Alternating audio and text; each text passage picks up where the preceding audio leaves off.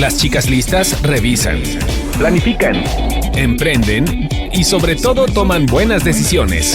Bienvenidos a Las Chicas Listas, un podcast de finanzas cotidianas y desarrollo laboral. ¿Qué tal? Bienvenidos, bienvenidas. Estoy súper contenta de recibirlos en este nuevo episodio de Chicas Listas porque inauguramos el podcast en formato video también, algo que no nos habíamos animado a hacer, pero lo estamos haciendo ya para empezar este 2025 con este formato también y ya saben, con nuestros temas de finanzas personales y desarrollo laboral.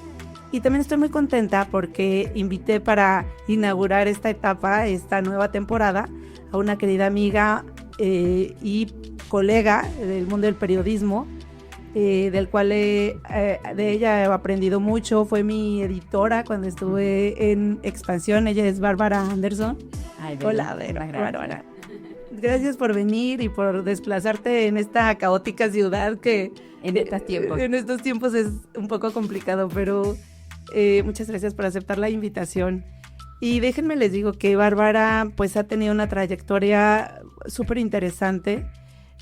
Empezando por como periodista empezó en medios impresos, Expansión, después en el área de negocios y en femeninas, ¿no? En revistas femeninas dentro del grupo Expansión, y después en Milenio también, en un puesto directivo también en innovación, y después en La Lista creando este portal con The Guardian, que era una licencia de The Guardian, ¿no?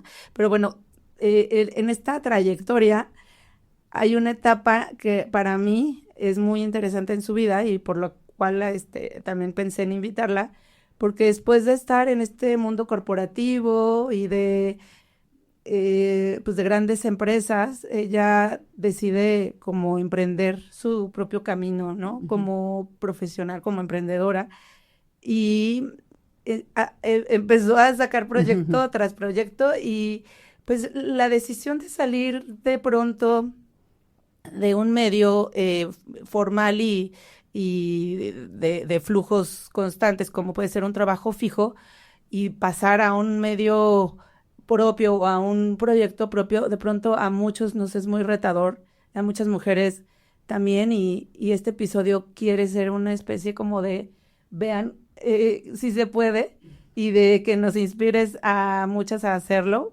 porque pues he estado platicando con amigas que quieren dar ese brinco de emprender o dejar sus trabajos o incorporarse de nuevo a la vida laboral, ¿no?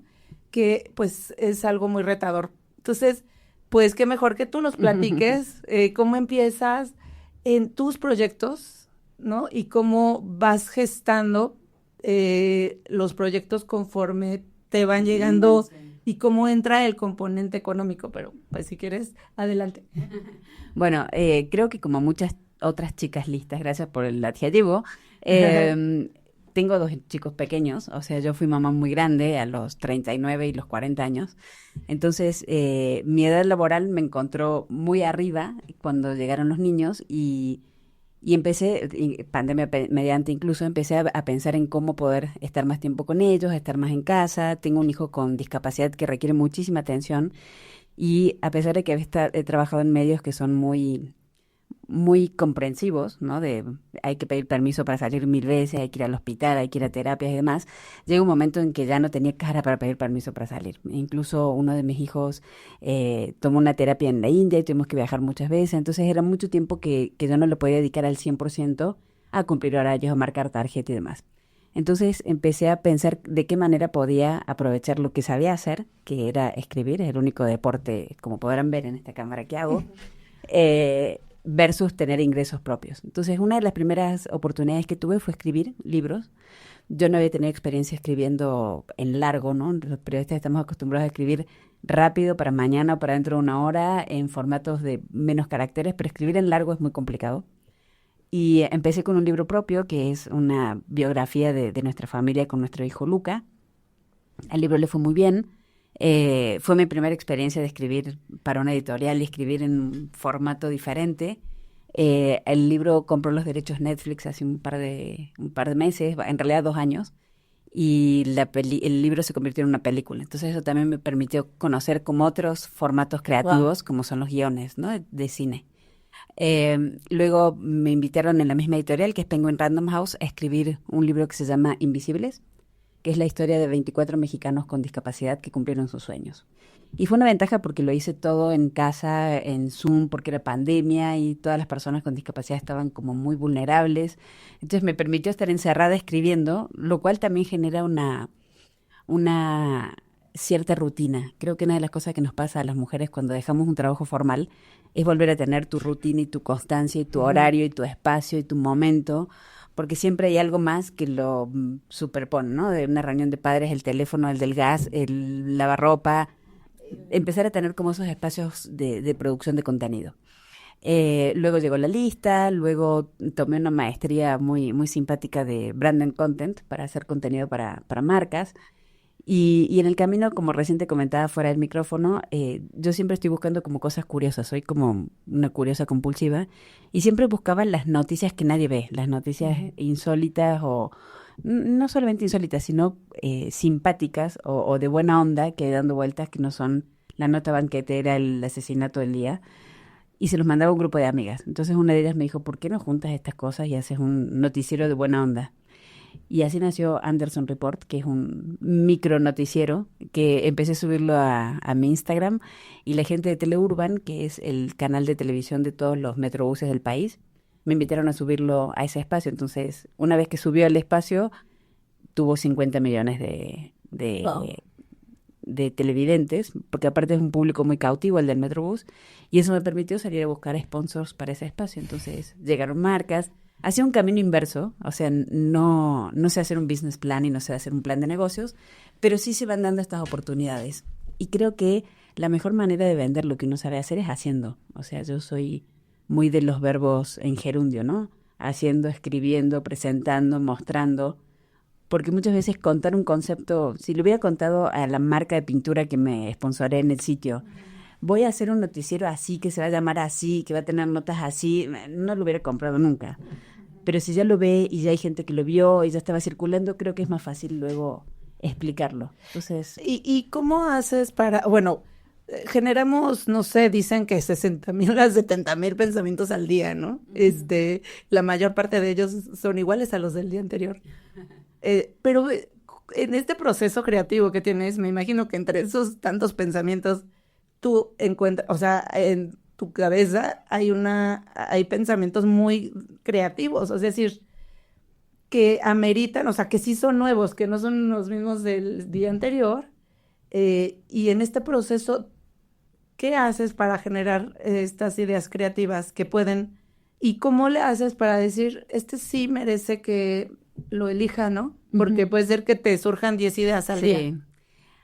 A ver, creo que la rutina de un medio te ayuda también en eso, ¿no? O sea, nos conocemos del medio de negocios, pero muchas veces me pasaba de ir a hacer entrevistas con empresas y yo decía, ay, me está vendiendo tener esta idea. O sea, a ver, vamos a parar la grabadora. ¿Usted quiere vender que tiene una cadena de farmacias súper exitosas? Bueno, lo tiene que contar así, así, así, así, porque me lo está contando mal y yo vengo por otra cosa y me daba cuenta de que me podía poner en el lugar de la empresa y por eso hice esta maestría de Brand and Content, porque creo que todo es contenido si lo sabemos contar. Y las empresas a veces tienen grandes historias que no saben contar. Y creo que eso es como que te permite iluminar otras partes de la cabeza. Entonces, yo intuitivamente sabía que las noticias diferentes o las noticias curiosas o las noticias que te generan temas de conversación, que eso es algo que los periodistas tenemos siempre que buscar, ¿no? Generar temas de conversación para que cuando llegues a la próxima junta digas, ¿sabías que el país que más creció en consumo de vino es el Vaticano? Y parece una nota tonta, pero es una nota que te rompe el hielo y que no la sabías y que te permite tener una conversación. Entonces, encontrar ese tipo de cosas creo que también genera esa habilidad de la creatividad. Y la otra es ser muy constante. Va a sonar un poco a cliché, pero hay que armar como cuadros de lo que quieres hacer cada día. Yo por una cuestión hasta de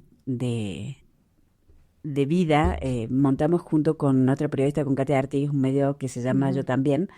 Entonces empecé a ver muchísima información sobre discapacidad. Pero muchísima información sobre discapacidad siempre es la misma información. Siempre es una denuncia, siempre es una queja, siempre es una cosa mala, cuando en realidad todas las notas pueden ser notas de discapacidad.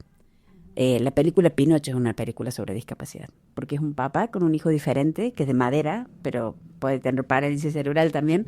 El deporte tiene que ver con la discapacidad, las leyes, o sea, todo tiene que ver con la discapacidad. Entonces, creo que uno de los pocos consejos que puedo dar es animarnos a mirar las cosas de otra manera.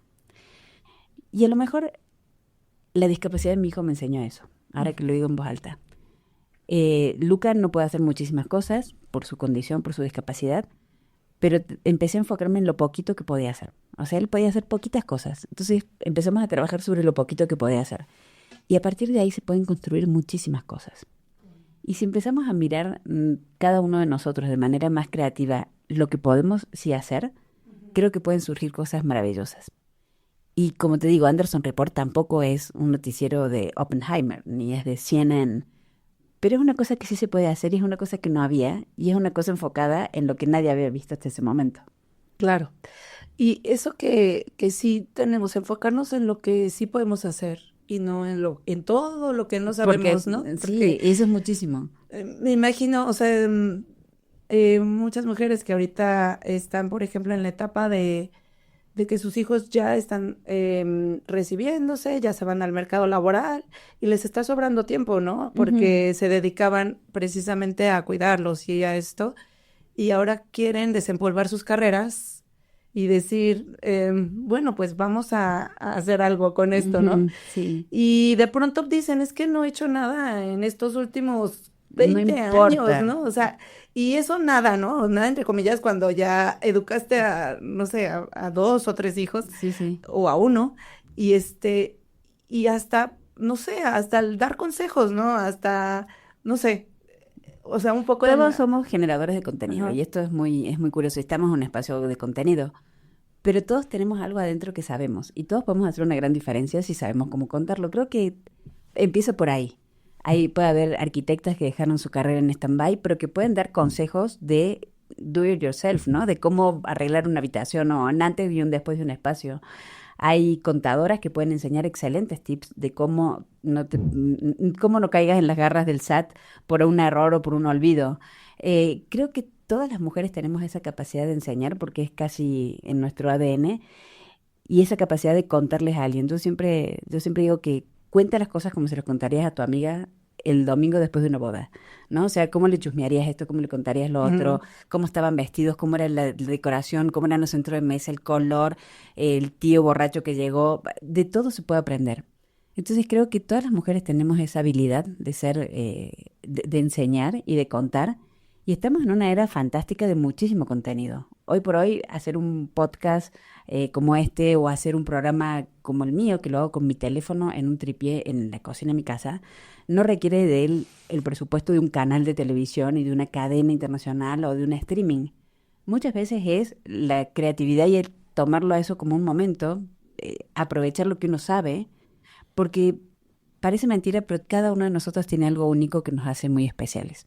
Entonces hay algo que seguramente la gente o las mujeres que nos están escuchando saben, desde cocina, desde buenas costumbres, desde tips de crianza o errores para no volver a cometer. O sea, de eso se aprende un montón, más que a lo mejor ser la maestra ciruela de te voy a explicar cómo se cría un hijo, te voy a explicar cómo no se cría, porque así me pasó. Exacto. No hagas esto porque a mí me fue súper mal, no hagas esto porque a mí me causó tal problema, no hagas esto porque a los 10 años te va a pasar lo que hoy estoy viviendo. Y ese tipo de cosas que antes estábamos más acostumbradas a las abuelas y a las tías y a las reuniones familiares que con la velocidad, con el tiempo se han acabado, creo que son espacios que son hogueras que podemos volver a encender, a donde sentarnos alrededor y escuchar. Exacto. Y creo que lo has dicho, pero me gustaría ir a ese punto, el saber escucharnos y el saber hacerle caso a nuestra curiosidad. O sea, como que de pronto puede ser quizá eso también lo que a ti te ha llevado de un proyecto a otro, ¿no? Que tú le haces caso como a eso que te llama, a esa curiosidad, y le empiezas a alentar, o sea, la empiezas a avivar. Sí, sí, sí. Y entonces, y ya después lo que observo es que una cosa lleva a la otra. El libro te llevó a la película, el Anderson Report Me lo llegó vio la- a alguien y, ajá, ¿no? Entonces ya empiezas tú le pones como al universo, por decirlo así, como el qué, y todo lo demás empieza a dar alrededor, ¿no? ¿Y cómo le haces para discernir entre tus ideas? Ay, no sé, tengo como tú muchísimas ideas y tengo un cuaderno donde voy anotando todo. Ahora ya medio las grabo en notes del teléfono porque me olvido, pero creo que hay que empezar a buscar esas cosas que a todos nos llaman la atención. Y dentro de todas las cosas que nos llaman la atención, que puede ser una lista infinita, ¿cuáles son posibles de hacer? Y en cuáles yo me siento capaz de decirlo. El síndrome del impostor es una enfermedad con la que cargamos todos nosotros y que Y sentís más las que... mujeres. ¿Eh? Sí, no, y sentís que si decís A, vas a tener 80.000 dedos señalándote de no se decía de esa manera. Exacto. Por eso creo que hay que largarse a hacer y hay que largarse a probar. Y no pasa nada si uno se equivoca, porque aparte ahora vivimos afortunadamente más de 80 años, entonces tenemos a las mujeres que nos están escuchando 40 o 50 años para equivocarnos, o sea, tenemos más de la mitad de la vida por delante para hacer lo que se nos ocurra. Entonces creo que también mirarla a la realidad y el momento actual desde esa perspectiva, o sea, no es un camino de cierre de se fueron nido vacío, se fueron mis hijos, no sé qué hacer, y me sobra tiempo. Me faltan 40 años para mí, para demostrar lo que sé hacer. Y sentirnos muy capaces en lo que somos buenos, ¿no? En lo que somos, en lo que sentimos que no vamos a hacer un fiasco, ¿no? O sea, no me voy a poner a dar clase de tenis cuando en mi vida agarré una raqueta. Pero si sé escribir y si sé de temas de discapacidad o si sé de temas de negocios, que es algo que tengo que retomar, la verdad, creo que ahí hay una excelente oportunidad para todos. Y puede ser cualquier carrera, puede haber sido hasta una vendedora de Mary Kay. Las vendedoras tienen una enorme capacidad de convencimiento y hoy por hoy es lo que vende. Claro. Entonces hay muchas cosas que se pueden reflotar sin importar la edad ni el momento. Exacto. Y ahora, ¿cómo haces para pasar a la acción? Porque es algo que te comentaba, ¿no? A mí me pasa mucho que tengo muchas ideas, pero en el inter de las ideas a llevarlas a la acción, muchas veces no las llevo más bien y me voy por el inmediato, ¿no? Que todos tenemos eso que nos acapara más la atención, la urgencia, ¿no? Sí, finalmente. Sí. Entonces, el tomar, y me acuerdo que una vez en Expansión, alguna vez tuvimos una junta que decías precisamente el hazlo, ¿no? No me acuerdo cuál era la frase, hacerlo, o sea... Ser doer, sí. Doer. Doer, hay que ser doer, porque eso hace la diferencia, ¿eh? Si te pones a ver, entre los que consumen contenido y los que hacen, hay una diferencia enorme. Entre los que se animan a presentar algo y entre los que se quedan con la idea, hay una diferencia enorme. Pues sí. Hay que animarse, o sea, ser doer, yo sé que es un ejercicio y es un salir de la zona de confort, pero lejos de la zona de confort es donde están las cosas que valen la pena y donde uno puede empezar a recoger frutos, de verdad. Uh-huh. ¿Y cuál es, hace ratito que mencionabas lo del síndrome del impostor, cuál es el error que tú recuerdas más? Pues no diría el peor error, porque no hay errores malos, creo que todos aprenden, sí. Pero ¿cuál es el error más grande que has tenido? ¿O alguno? No. ¿Algún error que he tenido? A lo mejor a veces tomar malas decisiones. O sea, el hecho de renunciar a Milenio, por ejemplo, para irme a montar la lista y The Guardian, creo que fue un error, porque dejé un medio donde todos los propietarios de Milenio son de larga estirpe de medios y conocen y vibran la parte de la comunicación de una manera muy, muy natural. A ir a un espacio, la lista de Guardian era es un proyecto desarrollado por un empresario que no tiene nada que ver con los medios, que se dedica a otro negocio, pero que desarrolló lo que yo llamo el síndrome de Emilio Azcárraga. Las personas que compran un medio y que inmediatamente se sienten que son los que más saben de medios, ¿no? Uh-huh. Entonces, tenía una persona que me había contratado para lanzar un proyecto y me daba clases de periodismo y venía y me daba clases de redes sociales y me daba clases de edición cuando no sabía escribir ni los mails. Entonces, en ese momento yo dije, creo que cometí un error. Creo que me vine a un lugar donde no está siendo valorado lo que yo hago. Entonces, monté todo ese espacio, contraté un montón de gente durante pandemia porque había que contratarlos por Zoom, no nos veíamos, teníamos todas las reuniones virtuales. Fue el primer medio que se lanzó y que progresó en la pandemia y en la virtualidad total. O sea, creo que una sola vez nos juntamos físicamente todos, medio separadones, pero nos habíamos visto. Y creo que en ese momento tomé la decisión que no tendría que haber tomado. Y me arrepiento mucho de eso, pero también aprendí a lanzar un medio, aprendí a contratar gente convenciéndola de un proyecto editorial nuevo, aprendí a liderar desde la distancia y a hacer cosas creativas, o sea, el medio es súper creativo.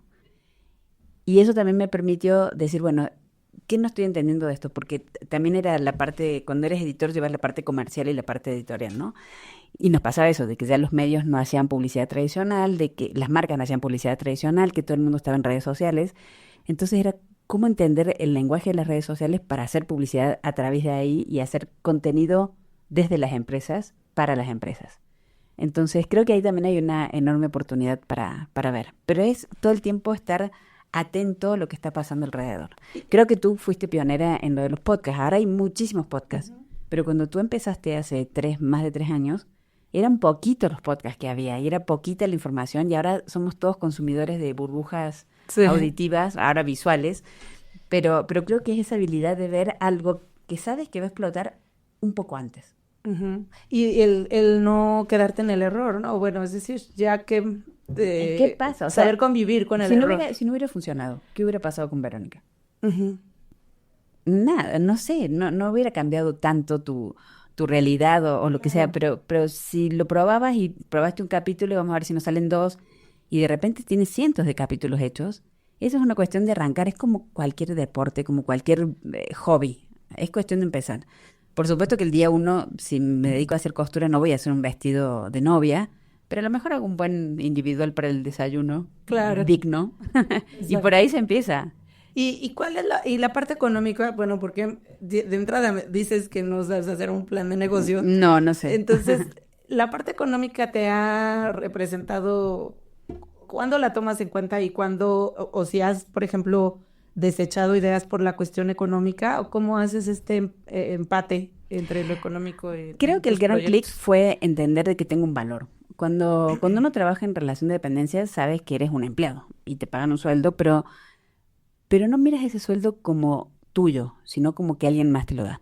Entonces, cruzar esa frontera y decir, valgo, mi firma vale, mi nombre vale, mi selección de temas vale, mi creatividad o mi manera de hacer las cosas vale. Creo que eso fue uno de los saltos que yo no había notado en los 20 años que había trabajado para un jefe o por una jefa. Cuando uno se convierte en su propio jefe, tiene que empezar a cotizar lo que sabes que haces. Entonces, al principio, doy muchas conferencias, por ejemplo. Entonces, al principio daba conferencias gratis. Después cobraba bien poquitito por una conferencia que me cubría el Uber. Hasta que después empecé a ver, dije, no, pero si hay gente que gana un montón para hacer conferencias y empiezas a testear el mercado de cuántos va cobrando el resto del público y se convierte en una habilidad y te das cuenta de que sí vales lo que dices que vales. Y a la hora de hacer un contenido, sabes que si vas a buscar una marca de primer nivel, tienes cómo venderle, decirle quién eres, para que te cubra ese costo. Entonces, y me volví independiente y abrí mi propia compañía de contenidos para poder facturar, porque también ese es otro tema. Pero creo que es un clic más filosófico y más psicológico que financiero. Por eso digo, no sé hacer esta business plan. Ajá. De esto va a ser mi perspectiva de 18 meses, pero mi gran cambio fue entender de que yo sí valgo y yo tengo un valor. ¿Te recuerdas cuándo fue ese momento? O sea, ese como... Creo que fue cuando vendí los derechos del segundo libro.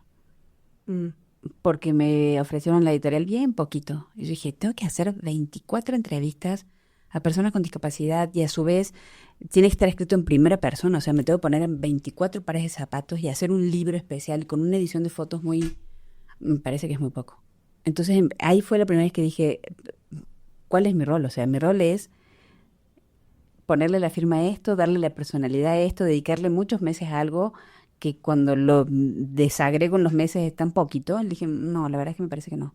Y ese fue el clic. Ese fue el clic de decir, vale lo que yo hago. O sea, por más que sea mi tiempo, por más de que esté en mi casa, por más de que lo use con mi teléfono, es mi tiempo, es mi creatividad y yo valgo. Entonces, creo que eso es muy importante cuando uno migra, y es un poco la pregunta primera que me hiciste, Vero, cuando uno migra de trabajar en relación de dependencia y decide irse por su propia vía. Darse el valor que... Darse el valor y saber que el valor, eso es lo que cuesta. Y así como cuando uno llama a un técnico a casa y dice, no puede ser, o sea, si es para poner esa bocina, ¿cómo me va a cobrar tanto? Pues sí, yo sé poner esa bocina. ¿Usted sabe? No, vale eso. Creo que hay que entender esos conceptos de mi servicio vale y mi nombre vale y la habilidad de hacer un agujero en ese pared y poner una bocina tiene un valor. Tenemos que tener esa misma capacidad para decir, pues eso es lo que cuesta lo que yo sé hacer. Que puede ser, otra vez, puede ser desde jardinería, puede ser desde cocina, asesoría, hay mil cosas. Claro. Pero uno tiene que encontrarse el valor de decir, sí vale.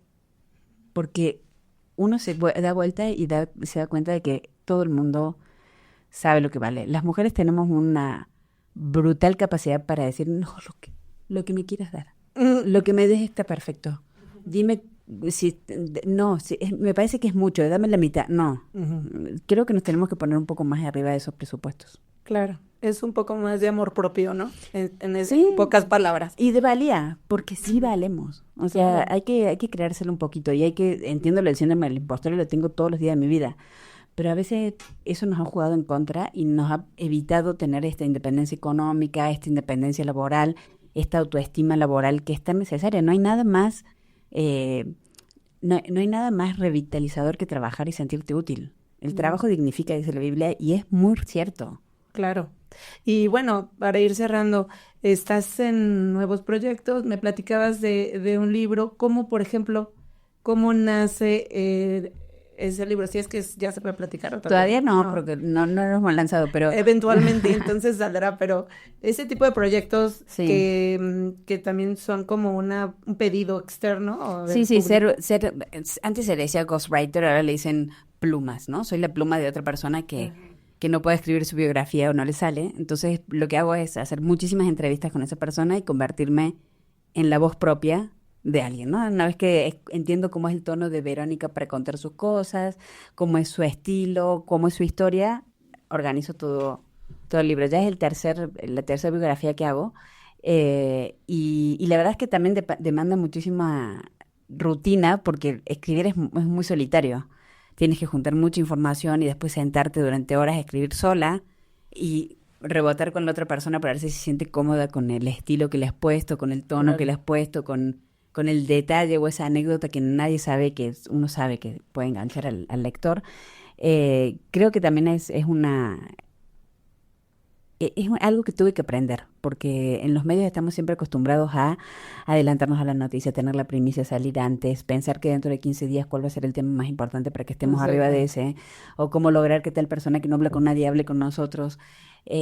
Cuando uno macera un libro o escribe un libro, es de otro tiempo, es como de otra velocidad, ¿no? Hay velocidad de autopista y velocidad de camino no de cuota. Entonces este es un no de cuota, es más lento, es más de terracería, es más de no acelerar tanto, pero ha sido muy interesante y me he dado cuenta de que hay una enorme oportunidad ahí. Hay muchísima gente que quiere contar algo. Sus historias. Y no sabe cómo. Y en ese caso, por ejemplo, tú sales al público a decir, oigan, hago esto, o llegan a ti por recomendación. Llegaron a mí por recomendación y lo que hice en este caso fue conectarlo con la editorial que yo ya conocía. Entonces dije, miren, tengo esta súper historia de este súper personaje, vamos a hacer un libro que va a ir por acá, me encantaría que ustedes lo vean, y me lo compraron rápido. O sea, sí tengo esa capacidad de vender las notas. Es lo que te iba a decir, porque es una capacidad de editor, o sea, tú lo sabes. Sí, todos tenemos, o sea, porque aunque no somos vendedores, todo mundo vende, ¿no? De alguna manera sí, o se vende. O se vende. Pero creo que esa es una capacidad que tenemos los editores de cuando llega alguien periodista y te dice, bueno, tengo una historia de micrófonos. Y yo, ¿pero qué más de micrófonos? No, bueno, la industria de los micrófonos con el podcast se multiplicó. Esa es una historia. O sea, ¿cómo cambió el negocio de los micrófonos a partir del podcast? Algo que pareció olvidado, porque el micrófono es como de retro. Esa es una gran historia para contar. Entonces, tener esa habilidad de decir, bueno, tengo este personaje con esta historia que creo que este año va a ser un poco hot. Es esa oportunidad. Y esa habilidad también la tiene, por ejemplo, alguien que va a empezar a hacer, o que puede tener la habilidad de cocinar. Y entonces empiezas, o sea, ¿cómo le voy a vender visualmente estos contenidos a alguien? ¿O qué voy a hacer? O sea, es como... ¿Qué voy a hacer distinto? ¿Qué voy a hacer original? Sí. Y después hay que empezar a pensar quién se podría casar con esa idea. O sea, ¿cuál podría ser un buen novio para esa novia que acabo de inventar? Y esos buenos novios son los sponsors, ¿no? De alguna manera, para buscarle una oportunidad. Y es un ejercicio como todo. Y uno empieza a ver que hay marcas que te pueden interesar, hay marcas que uno ve que hace algo interesante, es decir, tienen una supermarca y están haciendo una tontera, o sea, si hicieran esto o esto, y acercarse y llevar esas ideas. La verdad es que las ideas son bien escasas, son más escasas que el agua. Y bueno, pues mi idea de invitarte se volvió realidad. Así Ay, muchas gracias. Muchas gracias, Bárbara, por lo que nos compartiste. Creo que a muchas mujeres que lo escuchen les va a servir tu experiencia. Sí. Y pues mucho éxito en todo lo que venga. Muchas gracias. ¿Dónde te pueden seguir? Bueno, yo estoy en Instagram como @ba_anderson, el mismo nombre para Twitter, bueno, ahora X. Y en Facebook soy columnista de Opinión 51 y del Financiero. Y nada, en esos lugares. Pues muchas gracias. Chicas Listas lo pueden seguir en @chicaslistaspodcast en Instagram. Y pues muy feliz año. Igualmente para ti. Y que vengan muchos más proyectos. Sí, y que se animen, o sea, hay que animarse. Hay que animarse a dar el paso y a seguir la pasión que uno tiene y ser leal con lo que uno sabe, ¿no? Sí, exactamente. Y saber de que siempre hay alguien al que le puede interesar lo que uno sabe. Así es. Pues gracias. A ti. Gracias a todos.